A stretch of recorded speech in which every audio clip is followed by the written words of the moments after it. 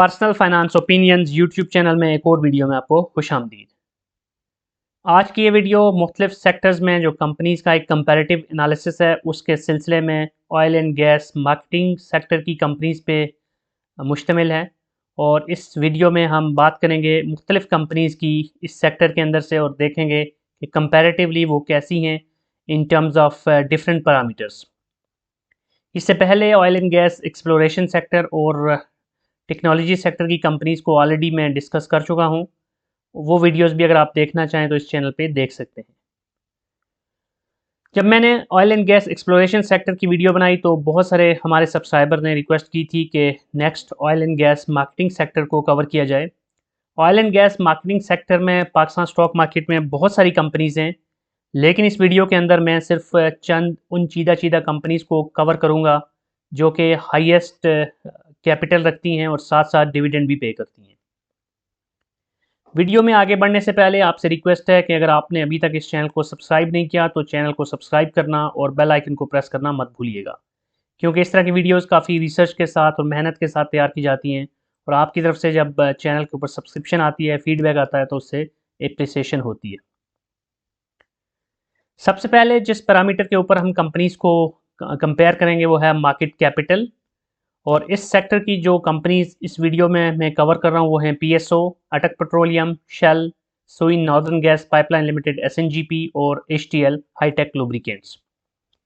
जो बाकी कंपनीज हैं इस सेक्टर में कुछ ऐसी भी हैं जिनके मार्केट कैपिटल्स तो अच्छे हैं लेकिन एज सच उनकी कोई अच्छी डिविडेंड हिस्ट्री नहीं है, जैसे Swiss southern gas pipeline limited हो गई या फिर और भी बहुत सारी कंपनीज हैं। लेकिन जो ऐसी कंपनीज इन्वेस्टर्स के लिए जो अट्रैक्टिव हो सकती हैं उनको ही इस वीडियो में कवर किया जा रहा है। मार्केट कैपिटल के हवाले से अगर हम देखें तो पाकिस्तान स्टेट ऑयल पीएसओ इस सेक्टर की सबसे बड़ी कंपनी है with the total market capital of 69.37 billion rupees. उसके बाद अटक पेट्रोलियम 38.29 बिलियन के साथ दूसरे नंबर पे, जबकि शेल 27.93 बिलियन के साथ तीसरे नंबर पे है। एसएनजीपी का जो मार्केट कैपिटल है वो 24.11 बिलियन है, जबकि एचटीएल का जो मार्केट कैपिटल है वो 4.59 बिलियन है। इसके बाद हम प्राइस टू अर्निंग रेशो देखते हैं इन कंपनीज़ की, क्योंकि price to earning ratio investors के लिए बड़ी इंपॉर्टेंट होती है, जिसकी बेस पे वो ये देखते हैं कि कोई कंपनी अंडर वैल्यूड है, ओवर वैल्यूड है या फेयर प्राइस के ऊपर है।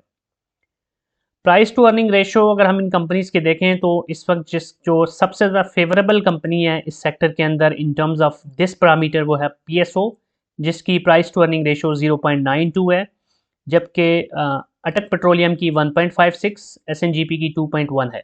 शेल की जो प्राइस टू अर्निंग रेशो है वो 6.02 है, जबकि एचटीएल की प्राइस टू अर्निंग रेशो 20.21 है, जो कि किसी भी लिहाज से फेवरेबल नहीं है।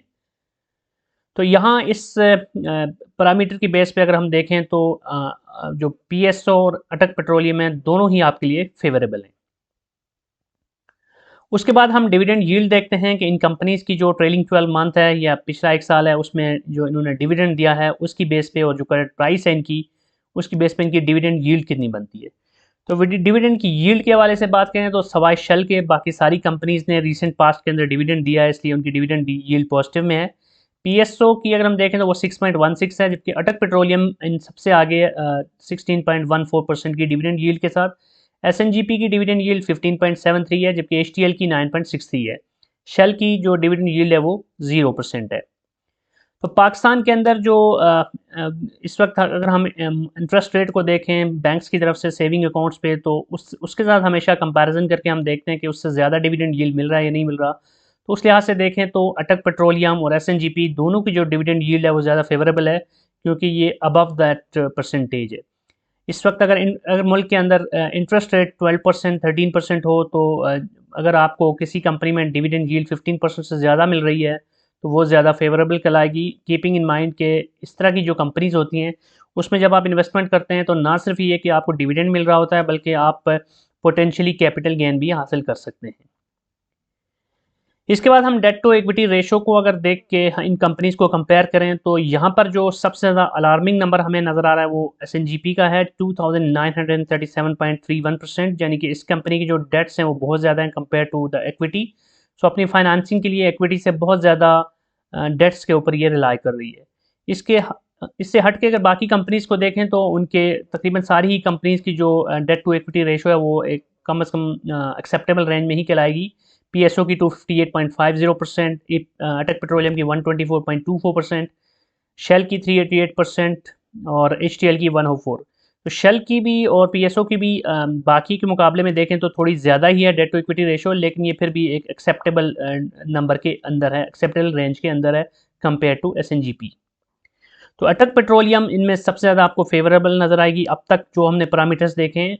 HTL की वैसे डेट टू इक्विटी रेशो तो अच्छी है, लेकिन हम पीछे देख चुके हैं कि HTL का जो हम यहाँ पे पैरामीटर देख रहे थे डिविडेंड यील्ड का, वो तो फिर भी एक्सेप्टेबल था, लेकिन HTL की जो प्राइस टू अर्निंग रेशो थी जो हमने पहले देखी वो बहुत ज़्यादा थी। इस लिहाज से HTL अभी तक फेवरेबल नहीं है, बल्कि अटक पेट्रोलियम सबसे ज़्यादा फेवरेबल नज़र आ रहा है, और साथ साथ PSO। अब हम डेट टू इक्विटी रेशो के बाद करंट रेशो देखते हैं इन कंपनीज़ की, जो हमें बताती है कि जो इनके करंट एसेट्स हैं और जो इनकी करंट लायबिलिटीज़ हैं वो किस रेशो के अंदर हैं। करंट रेशो अगर 1 से ज़्यादा होगी तो इसका मतलब ये होगा कि कंपनी की जो करंट एसेट्स हैं वो करंट लायबिलिटीज़ से ज़्यादा हैं, और ये वैल्यू 1 से जितनी ज़्यादा ऊपर होगी उतना ही ज़्यादा उस कंपनी की जो करंट एसेट्स हैं वो ज़्यादा होंगे और ज़्यादा फेवरेबल सिचुएशन में होंगे। तो यहाँ पर अगर हम देखें तो इन सारी कंपनीज़ की जो करंट रेशो है वो एक्सेप्टेबल लेवल पे कहलाएगी। शेल और एसएनजीपी की 1 से थोड़ा सा नीचे है, लेकिन बहुत ही मार्जिनली कम है, सो इट्स स्टिल एक्सेप्टेबल। जबकि अटक पेट्रोलियम की जो करंट रेशो है वो 1.71 है, जो बाकी सबसे अच्छी है। उसके बाद फिर पीएसओ की है 1.29, जबकि एचटीएल की 1.08। तो इस लिहाज से अगर देखें करंट रेशो के पैरामीटर के ऊपर तो ये सारी कंपनीज ही ठीक हैं। एज सच किसी के अंदर भी हमें कोई बहुत ज़्यादा नज़र नहीं आ रहा कि वो बहुत बड़ी वेरिएशन हो फ्रॉम द रियलिस्टिक नंबर्स। इसके बाद अगर हम नेट एनुअल सेल्स देखें, लास्ट एनुअल सेल्स इस इन कंपनीज़ की, तो जो लास्ट एनुअल नेट सेल्स हैं वो सबसे ज़्यादा पीएसओ की हैं 2451.58 बिलियन, जबकि दूसरे नंबर पे जो सेल्स हैं वो अटक पेट्रोलियम की हैं 370.07 बिलियन, जबकि शेल की जो सेल्स हैं शेल से और एपीएल से एसएनजीपी की सेल्स ज़्यादा हैं 757.62 बिलियन, शेल की 249.21 बिलियन, जबकि एचटीएल की जो सेल्स हैं वो 17.74 बिलियन है। तो यहाँ पर ये ज़रूरी है ज़िक्र करना कि अगरचे ये सारी companies oil and gas marketing sector में है, लेकिन इनकी जो बाकी जो इन जनरल अगर बिजनेस देखें तो उसमें कुछ वेरिएशंस भी हैं। जैसे आप सबको पता होगा कि एसएनजीपी जो है ये गैस बेचती है, यानी कि गैस प्रोवाइड करती है, जबकि एचटीएल का जो मेजर बिजनेस है वो लुब्रिकेंट्स का है। जबकि शल की अगर हम बात करें या पीएसओ की या अटक पेट्रोलियम की, तो इसमें जो पेट्रोलियम प्रोडक्ट्स इन जनरल होती हैं, जिसमें फ्यूल वगैरह भी होता है, इनके पेट्रोल पंप्स आपको जगह जगह नज़र आ रहे होते हैं, तो वो इनका एक मेजर बिजनेस है। तो बहरहाल इन जनरल इस फैक्टर की वजह से भी इनकी जो टोटल नंबर ऑफ़ सेल्स होती हैं उसमें हमें वेरिएशन नज़र आती है। लेकिन पीएसओ अगर देखें तो पाकिस्तान के अंदर वैसे भी सबसे ज़्यादा जो पेट्रोल पंप्स हैं वो भी हमें पीएसओ के नज़र आ रहे होते हैं। पीएसओ और अटक पेट्रोलियम और शेल ये एक आपस में मेजर कंपेरिज उसमें होते हैं, एक कंपटीशन में होते हैं। जबकि एसएनजीपी चूँकि गैस की मद में नॉर्दर्न एरियाज़ के अंदर जो है, पाकिस्तान का जो नॉर्दर्न रीजन है उसमें एसएनजीपी, और जो सदर्न रीजन है उसमें एसएसजी होता है। तो इन दोनों कंपनीज़ की जो कोर बिजनेस है वो गैस से रिलेटेड है। अब अगर हम लास्ट एनुअल नेट प्रॉफिट देखें तो वहाँ पर हमें नज़र आ रहा है कि सबसे ज़्यादा जो प्रॉफिट कमाया वो पीएसओ ने 86.22 billion out of the total sales of 2451.58 billion. दूसरे नंबर पे जो प्रॉफिट हमें नज़र आ रहा है वो अटक पेट्रोलियम का है, जो कि है 18.53 बिलियन, जबकि एसएनजीपी का सेल्स दूसरे नंबर पे थी 757 बिलियन थी, लेकिन प्रॉफिट उनका तीसरे नंबर पे है 10.98 बिलियन। जबकि शेल का जो प्रॉफिट है वो 4.46 बिलियन है, और HTL का जो प्रॉफिट है वो बिलियंस में नहीं बल्कि मिलियंस में है 737.92 मिलियन। तो इस लिहाज से अगर हम इनकी नेट प्रॉफिट मार्जिन देखें तो हमें नज़र आ रहा है कि जो सबसे ज़्यादा प्रॉफिट मार्जिन है वो अटक पेट्रोलियम का है 5.01%, जबकि दूसरे नंबर पे जो प्रॉफिट मार्जिन हमें नज़र आ रहा है वो HTL का है 4.16% because of the lubricants business, और जो तीसरे नंबर पे हमें नज़र आ रहा है वो PSO का है 3.52%, जबकि शेल का जो प्रॉफिट मार्जिन है वो बाकी सबसे कम है, शेल और एसएनजीपी का। शेल का 1.79% और एसएनजीपी का 1.45%। तो ये बड़ा इंपॉर्टेंट इंडिकेटर होता है कि टॉप लाइन, सिर्फ टॉप लाइन को ही आपने नहीं देखना होता बल्कि बॉटम लाइन को देखना होता है, क्योंकि बॉटम लाइन ही वो इंपॉर्टेंट नंबर होता है जिसकी बेसिस पे आप फिर आइडिया ले सकते हैं कि कंपनी की अर्निंग्स कैसी होंगी। अब हम इनकी अर्निंग्स की हिस्ट्री देख लेते हैं 5 साल की, 2018 से लेके 2022 तक। तो इसमें अगर हम पीएसओ को देखें तो 2018 में इनकी जो ईपीएस थी वो 39.52 थी रुपीज़, जबकि बीच में सिर्फ 2020 में इनकी नेगेटिव रही है -13.77। लेकिन उसके अलावा देखें तो इनकी बड़ी अच्छी ईपीएस रही है, और जो 2022 है जो कि जून में इनका ईयर एंड हुआ है, वो सबसे ज़्यादा 183.66 की ईपीएस इन्होंने शो की है। तो इससे हम देख सकते हैं कि पीएसओ बहुत ही बेहतर तरीके से अपने रिजल्ट्स को इम्प्रूव कर रही है। अटक पेट्रोलियम को अगर देखें तो उसकी 2018 में 56.83 थी, उसके बाद फिर हमें एक डिक्लाइन देखने को मिला। 2020 में अमूमन सारी कंपनीज का ही नंबर हमें नीचे नज़र आ रहा है, लेकिन फिर 21 और फिर 22 में अगर हम देखें तो 22 में इनका 186.23 पर चला गया ईपीएस, जो कि बहुत ही ज़बरदस्त ईपीएस है। तो अटक पेट्रोलियम यहाँ पर सब पे बाजी लेके आगे जा रही है कंपैरेटिव टर्म्स के अंदर, अगर हम देखें ईपीएस के हवाले से। उसके बाद अगर हम शेल की बात करें तो शेल पिछले 2018 से लेके 20 तक मुसलसल लॉस में रहा है, -10, -13 और -31, और 21 में जाकर इसने दोबारा से अंगड़ाई ली और 21.88 पे इसका ईपीएस गया। और 22 में अभी इनका ईयर एंड नहीं हुआ, अभी तक 3 क्वार्टर्स हुए हैं, क्योंकि इनका ईयर एंड जो होता है वो दिसंबर में होता है। तो जो 3 क्वार्टर्स में रिजल्ट्स हैं उसके मुताबिक इन्होंने 13.38 जो टोटल ईपीएस अब तक बना ली है।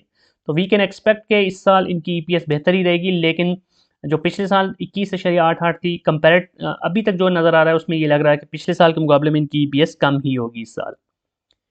उसके बाद अगर हम एसएनजीपी को देखें तो इन्होंने 17.54 ईपीएस बनाई थी 2018 में, और उसके बाद फिर 19 और 20 में डिक्लाइन हमें नज़र आया, और 21 में फिर 17.32, जबकि 2022 के अब तक के जो 3 क्वार्टर्स हैं उसका रिजल्ट देखें, अभी फुल रिजल्ट इनके पास इनके नहीं आए। तो जो क्वार्टरली रिजल्ट 3 क्वार्टर्स के देखें तो 14.88।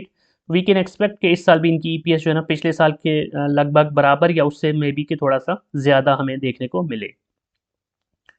एचटीएल की अगर हम देखें तो 2018 में 4.78 ईपीएस थी, फिर 19 और 20 दोनों में नेगेटिव रही, जबकि 21 में इनकी 2.6 और 22 में 5.3 हुई। तो ये कुछ बहुत ज़्यादा रिमार्केबल रिजल्ट्स नहीं दे रही, लेकिन still it's in somehow acceptable range के 2021 और 22 में कंजेक्टिव 2 साल इन्होंने पॉजिटिव रिजल्ट शो किए हैं। इसके बाद अगर हम डिविडेंड हिस्ट्री देखें इन कंपनीज़ की तो पीएसओ को हम देख सकते हैं कि 2020 में चूँकि इसकी जो ईपीएस थी वो नेगेटिव थी, तो इसलिए उस वक्त तो कुछ नहीं देना था इसने, लेकिन उसके अलावा हर साल इन्होंने कुछ ना कुछ ज़रूर दिया है। 2018 में इन्होंने 15 रुपये डिविडेंड के साथ साथ 20% बोनस शेयर्स, जबकि 19 में भी 15 रुपये के साथ 20% बोनस शेयर्स दिए हैं, जबकि 21 और 22 में अगर हम देखें तो 15 रुपये और 10 रुपये का डिविडेंड दिया है। तो ओवरऑल ये कंपनी अच्छा पे आउट दे रही है। अटक पेट्रोलियम बहुत ज़बरदस्त रिजल्ट्स दे रही है in terms of the dividend, और यहाँ पर हम देख सकते हैं कि 2018 में इन्होंने 40 रुपये, 19 में 20 रुपये, 20 में 9 रुपये, 21 में 27 रुपये और 2022 में 45 रुपये का एक हिस्टोरिक डिविडेंड दिया है।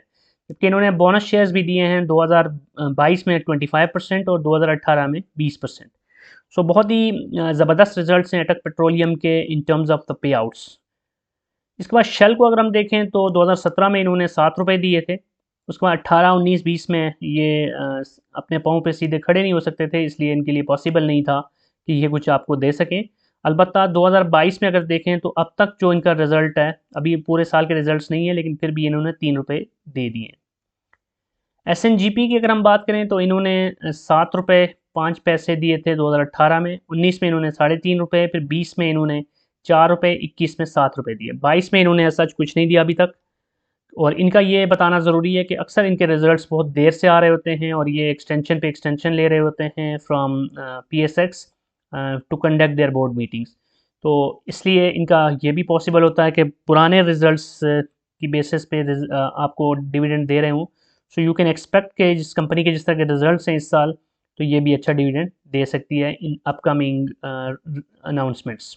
जो भी किसी भी क्वार्टर की जो इनके रिज़ल्ट्स आएंगे, तो चूँकि अभी इन्होंने पिछले भी बहुत सारे रिजल्ट्स बताने हैं, तो you can still expect some better result from this company.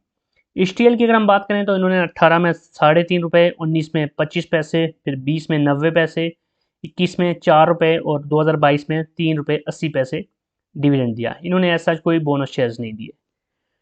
तो बहरहाल इन सारे रिजल्ट्स की बेसिस पे, इन नंबर्स की बेसिस पे अगर मैं अपने तौर पे अपना ओपिनियन दूं तो मेरी नज़र में अटक पेट्रोलियम और पीएसओ, ये दो ऐसी कंपनीज़ हैं जो कि स्ट्रॉन्ग कंपनीज़ हैं इस सेक्टर की। एसएनजीपी को भी अगर इसकी बुक वैल्यू देखें और इसकी ओवरऑल हम मार्केट कैपिटलाइजेशन देखें और इसके बाकी फंडामेंटल्स को देखें, तो अगरचे इसके पास सर्कुलर डेट्स का काफ़ी मसला होता है, बहुत सारी कंपनीज़ के पास इसके जो इस कंपनी के रिसीवेबल्स या उन कंपनीज़ के पेएबल्स होते हैं और वो उनकी अदायगियाँ लेट हो रही होती हैं। बहुत सारे केसेस में भी ये कंपनी ऑन एंड ऑफ होती है with other companies delayed payments की वजह से। तो इन चीज़ों को ऑलरेडी मैं कुछ कम वीडियोज़ में कवर भी कर चुका हूँ। तो ये सारी फैक्टर्स हैं और इन जनरल अगर गवर्नमेंट सेक्टर की जो कंपनीज़ होती हैं या पब्लिक सेक्टर की इस तरह की कंपनी गवर्नमेंट रेगुलेटेड कंपनीज़ जो होती हैं, उनके अपने कुछ मसाइल होते हैं, लेकिन इसके बावजूद ये भी एक मज़बूत कंपनी है। लेकिन मेरी पर्सनल चॉइस इस सेक्टर में से अटक पेट्रोलियम और पीएसओ है। तो आज की ये वीडियो आपको कैसी लगी और इसके हवाले से आपका जो भी फीडबैक है वो कमेंट सेक्शन में लिख सकते हैं।